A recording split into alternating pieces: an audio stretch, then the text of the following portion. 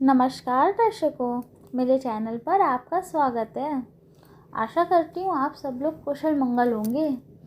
आज की हमारी कहानी का नाम है बांझ। 14 साल की उम्र में जो खेलने कूदने की उम्र होती है, उस समय में सभी लड़कियां 12-13 वर्ष में ही ब्याह दी जाती थीं। शादी का मतलब ही नहीं पता था, बस ये सोचकर खुश होते थे कि नए नए कपड़े मिलेंगे। माँ भी नहीं थी, पिताजी ने बस जो थोड़ा सा घर का काम का सिखाया वही आता था। शादी का दिन आया और बस सारी रस्मों के बाद विदाई का वक्त भी आ गया। रोते रोते डोली में बैठ के ससुराल पहुंच गई। इतनी आलीशान हवेली देखकर मन ही मन बहुत खुश हुई। तभी सासू माँ की आवाज़ आई, अरे जल्दी कलश लाओ, बहू आई है। और मैंने घूंघट की आड़ से अपनी सास को देखा। आंखों में एकदम सख्त मिजाज की लग रही थी। मुझे सच मानो थोड़ा डर गई थी। उन्हें देख के सारी रस्में खत्म होते होते रात हो गई थी। बिस्तर पे लेटते ही नींद आ गई। सुबह सुबह नौकरानी ने आकर जगाया था कि चलो रसोई बनाने की रस्में हैं। तैयार होकर रसोई में गई और खीर बनाई। सबने तारीफ भी की, पर सासू माँ ने कमी निकाल दी। साथ ही साथ हिदायत भी दे दी कि अब बचपन छोड़कर कुछ काम का सीख लो। 15 दिन बाद मेरे पति को भी हॉस्टल जाना था, क्योंकि वह बीए कर रहे थे। खैर योगेश भी हॉस्टल चले गए और मैं अकेली रह गई। अपनी सास ससुर के साथ पढ़ती। बीच बीच में योगेश चिट्ठी लिखते, पर पहले सासू माँ थी, उम्र कम होने की वजह से इतना फर्क नहीं पड़ता था। मेरे अकेलेपन का साथी था आम का पेड़। वही आम का पेड़ जो हवेली के पीछे के आंगन में लगा था। उस आम के पेड़ के नीचे एक कच्ची मिट्टी का कमरा भी बना हुआ था, पर वह पेड़ फल नहीं देता था, इसलिए सारी हवेली वाले उस पेड़ को बांझ कहते थे। पर मुझे ना जाने क्यों उस पेड़ से बहुत प्यार था। जो काम से निवृत्त होकर कुछ फुर्सत के पल मिलते थे, तो एक वही पेड़ मेरा साथी होता था। उसको देखते हुए मैं अपनी सारी थकान भूल जाती थी। 2 साल बीत गए और मैं 16 की हो गई। अब योगेश की भी स्नातक की पढ़ाई पूरी हो गई थी। आज योगेश वापस आ रहे थे। सासू माँ सुबह से ही तैयारियों में लगी हुई थी। खुद की रसोई में जाके सारा जायजा ले रही थी। मैं भी बहुत खुश थी कि अब मुझे अकेले नहीं रहना पड़ेगा। 16 श्रृंगार के साथ मैं पूर्ण स्त्री की तरह महसूस कर रही थी। आज मांग का सिंदूर कुछ अलग ही लालिमा लिए हुए था। शायद वह लालिमा मेरे चेहरे पे दिख रही थी। तभी तो मेरी सास ने मुझसे कहा कि जा अपनी नज़र उतरवा ले, योगेश आ गए हैं। हवेली की हलचल से पता चल गया था मुझे खाने पीने से निवृत्त होकर सब आराम करने चले गए। योगेश भी कमरे में आ गए थे और मैं शर्म से लाल हुई जा रही थी। तभी योगेश ने मुझे तोहफा दिया, एक सुंदर लाल साड़ी। मेरे लिए तो योगेश का वापस आना ही सबसे बड़ा तोहफा था। हमने ढेर सारी बातें की, जिनमें कुछ शिकायतें थीं, कुछ प्यार था। समय बीतता गया और 2 साल कैसे बीत गए पता ही नहीं चला। योगेश और मैं एक दूसरे के साथ बहुत खुश थे। एक दिन अचानक पता चला कि मेरे पिताजी बहुत बीमार हैं। योगेश मुझे लेके तुरंत रवाना हो गए। पिताजी मुझे देखकर बहुत खुश हुए, जैसे मेरे लिए ही अपनी सासों को रोका हुआ था। और फिर मुझे योगेश के हवाले करके वह इस दुनिया से चले गए। भीगी आंखों से अपने पिताजी को विदा किया। अब मेरा सब कुछ योगेश और उसका परिवार ही था। समय गुजरता गया और योगेश ने अपनी लॉ की पढ़ाई भी पूरी कर ली और अब सरकारी वकील कहलाने लगे थे। पर भगवान ने मुझे अभी संतान सुख नहीं दिया था। अभी तो सासू माँ दबी जुबान में बोलती थीं, पर धीरे धीरे उन्होंने अपना रुख कड़ा कर लिया। योगेश बहुत व्यस्त रहते थे अपने काम में, सो वो मेरे पीछे सारा दिन पड़ी रहती थी। धीरे धीरे गांव में यह बात फैल गई कि हवेली की बहू बांझ है। तीर की तरह चुभता था यह शब्द, पर कुछ कह नहीं पाती थी, सिर्फ आंसुओं से दिल हल्का करती थी। योगेश मुझे दिलासा देते थे, पर लोगों का व्यवहार अंदर ही अंदर मुझे खोखला कर रहा था। अभी मेरी उम्र ही क्या थी, सिर्फ 19 साल, और लोगों ने मुझे बांझ बना दिया। बचपन से ही शरीर से दुबली पतली थी मैं, फिर माँ के मरने के बाद ठीक से पालन पोषण भी नहीं हो पाया था। एक दिन योगेश जब दोपहर के खाने पे घर आए तो सासू माँ ने फरमान सुना दिया कि हम योगेश की दूसरी शादी करेंगे। उफ, इतना बड़ा धोखा योगेश कैसे दे सकते हैं? मुझे नहीं, ऐसा नहीं हो सकता है। बत्ती बुझा दो, मुझे सोना है। योगेश, कुछ बात करनी है आपसे। मैं थक गया हूँ तान्या, मुझे सोने दो। योगेश, क्या आप दूसरी शादी करेंगे? तान्या, मैंने कहा ना सोने दो मुझे, मैं थक गया हूँ। मैं तुम सब लोगों की चिक चिक सुनते सुनते, उधर माँ है इधर तुम, परेशान हो गया हूँ। मन करता है आत्महत्या कर लूँ। योगेश, ऐसा मत कहिए। तान्या ने योगेश के मुंह पर हाथ रखते हुए कहा, आपके अलावा और कौन है मेरा? तान्या करवट लेके सारी रात आंसू बहाती रही, और जब सुबह उठी तो एक टूटी हुई औरत बनकर, जो मजबूत होकर हर चीज़ का समझौता कर लेती है। सारी रात यही सोचती रही कि शायद योगेश ने भी मौन स्वीकृति दे दी है दूसरी शादी के लिए, पर उससे यह कहाँ मालूम था कि उसकी माँ ने किस हद तक उसे मजबूर किया है दूसरी शादी के लिए। 1 महीने के अंदर ही दूसरी शादी रिया से हो गई।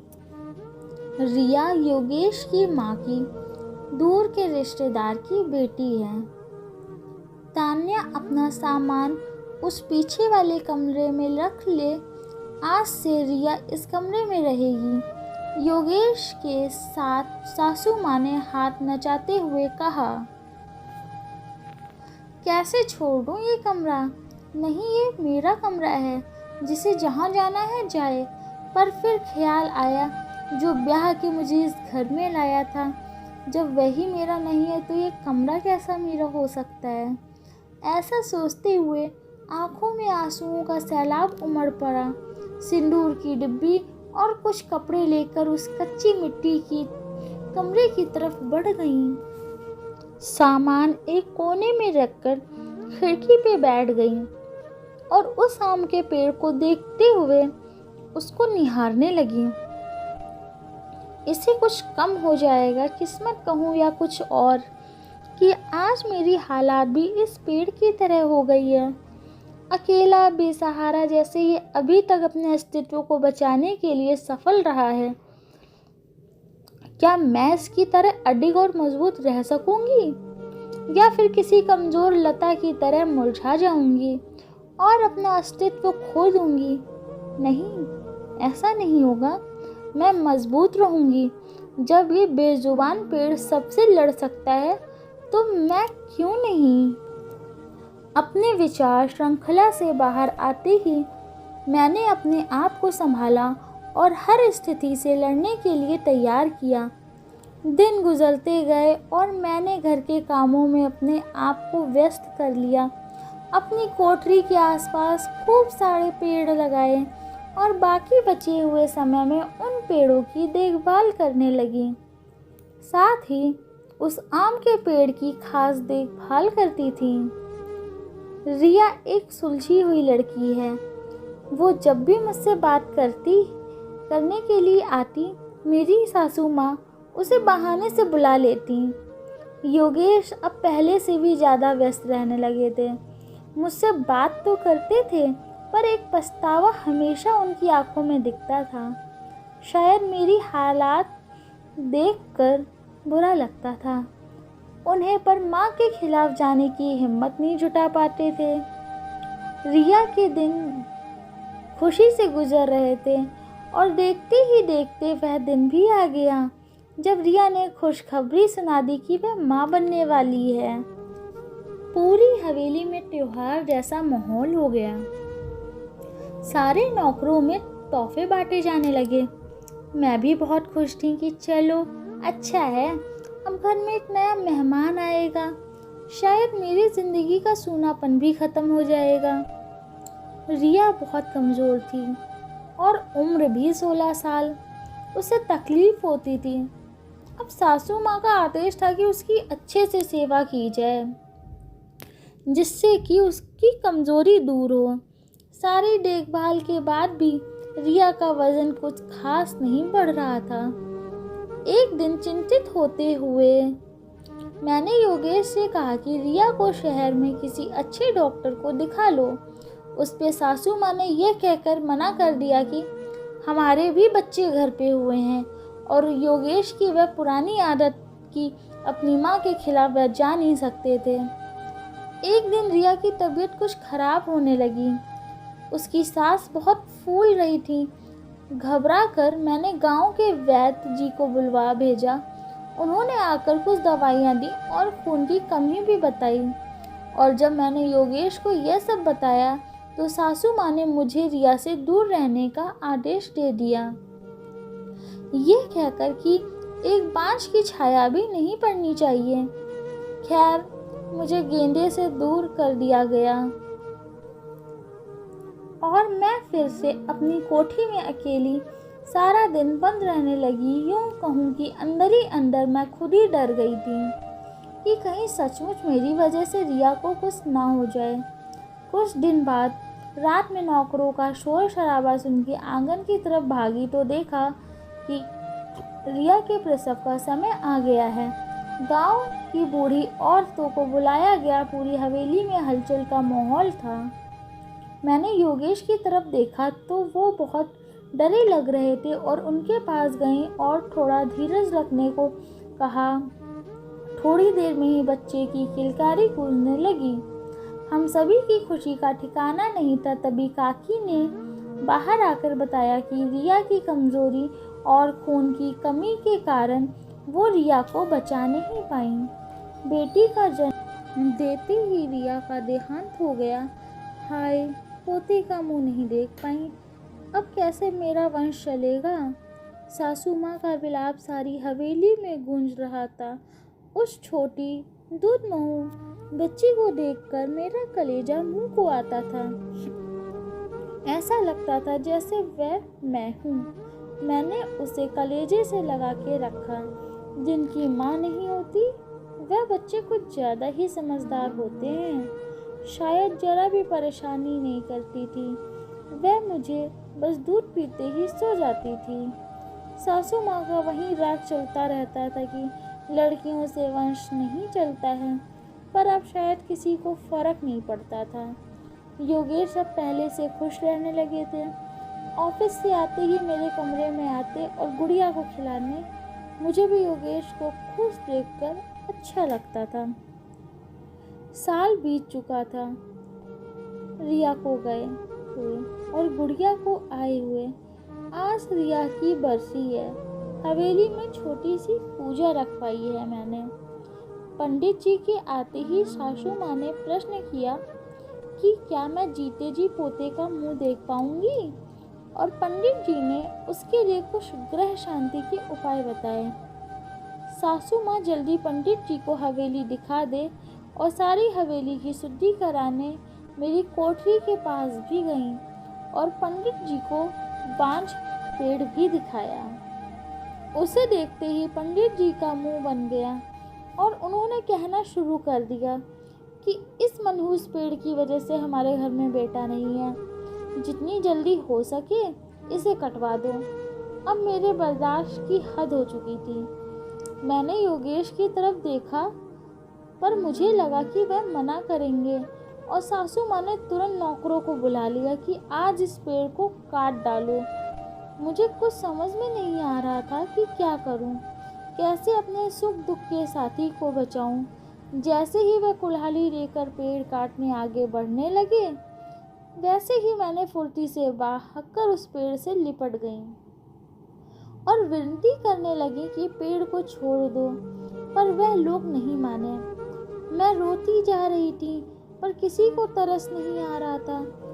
तभी किसी ने मुझे खींचकर मुझे धक्का दिया और मेरा सिर पत्थर से टकरा गया। सिर से खून की धार निकल रही थी। ये देख योगेश से रहा नहीं गया और उन्होंने वहाँ से सभी को हटा दिया और तुरंत मुझे अस्पताल ले गए। मलहम पट्टी के बाद मुझे कुछ होश आया। डॉक्टर साहिबा सामने खड़ी थी और योगेश को कुछ समझा रही थी। सासू माँ भी वहीं थी और उनके चेहरे से पता चल रहा था कि उन्हें अपने किए पर अफसोस है। डॉक्टर, क्या आप हम इसे घर ले जा सकते हैं? योगेश ने पूछा। हाँ, आप इन्हें ले जा सकते हैं, पर ख्याल रखिएगा कि अब ऐसा दोबारा ना हो, क्योंकि ऐसी हालत में ऐसा गिरना ठीक नहीं होता है। ऐसी हालत? डॉक्टर, क्या हुआ? इसे योगेश ने घबराते हुए डॉक्टर से पूछा कि आप लोगों को पता नहीं है, अब ये माँ बनने वाली है, तो इनका अच्छे से ख्याल रखिएगा। यह सुनकर किसी को यकीन नहीं हुआ। सब बस एक दूसरे को देखे जा रहे थे। मैं तो बिल्कुल यकीन नहीं कर पा रही थी। सासू माँ की आंखों में पछतावे के आंसू थे। मेरे सर पर हाथ रखकर बस इतना ही कह सकी कि मुझे माफ़ कर दो, और मैं मुस्कुराकर उनसे लिपट गई, जैसे मैं अपनी माँ से लिपटी हुई हूँ। पूरे 9 महीने मेरी सासू माँ ने मेरा बहुत ख्याल रखा और मैंने उस पेड़ का। आज मेरी डिलीवरी होनी थी। सासू माँ समय से मुझे अस्पताल ले गई ताकि जो गलती उन्होंने रिया के समय की थी वो अब ना हो। बधाई हो, आपके पोता हुआ है। नर्स ने सासू माँ को खबर सुनाई और सासू माँ ने हाथ से अंगूठी निकालकर नर्स को दी। वह खुश थी, पर इस वजह से नहीं कि पोता हुआ है, बल्कि इस बात पर कि मैं बिल्कुल ठीक हूँ। हवेली में धूमधाम थी। सब खुश थे कि हमारा परिवार पूर्ण हो गया था बेटी और बेटे के आने से। और एक खुशी कहीं और भी पनप रही थी। वह उस आम के पेड़ में फल आ रहे थे। शायद हम बहुत जल्दी चिंता करने लगते हैं। फल मिलने की हर चीज़ का एक समय होता है। कहानी से शिक्षा, कुपोषित शरीर हो या पेड़, दोनों ही फल नहीं देते। धन्यवाद। अगर आपको कहानी पसंद आई हो तो वीडियो को लाइक करें और चैनल को सब्सक्राइब करें।